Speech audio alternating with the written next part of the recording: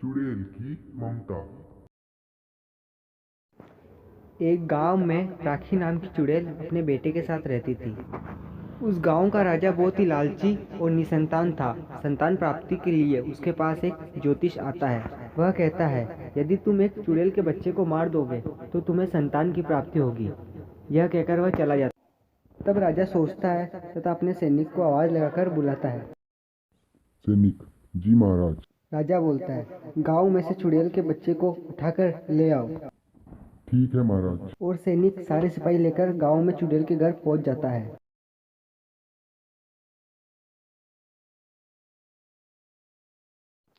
चुड़ैल अपने बच्चे के साथ गांव में बैठी होती है। सैनिक उसके बच्चे को उठाकर महाराज के पास ले आता है और कहता है, महाराज हम उसके बच्चे को ले आए और उसकी बलि चढ़ा दी है। ठीक है, अब तुम जा सकते हो। थोड़े समय बाद राजा को पुत्र की प्राप्ति हो जाती है। और जब ये बात चुड़ैल को पता चलती है तो चुड़ैल वहां आती है और राजा के बेटे को उठाकर ले जाती है। वह उसे अपने साथ जंगल में ले जाती है और उसका अच्छे से ध्यान रखने लगती है।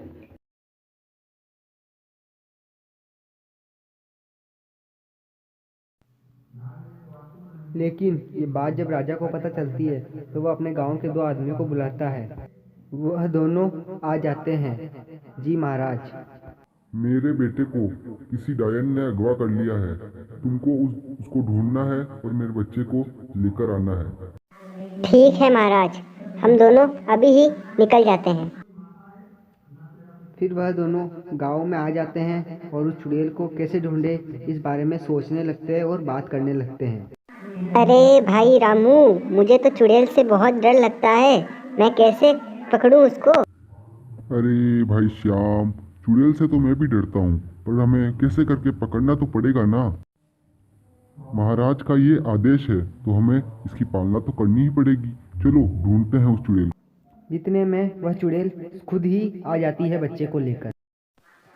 अरे भागो रे भैया, ये चुड़ैल तो खुद ही यहाँ आ गई हमारे पास। अब क्या होगा हमारा रामू भैया, कुछ तो करो। हाँ हाँ, घबराओ मत, मैं देखता हूँ इसको। वह कहता है, क्यों तूने हमारे राजा का बच्चा चुराया है?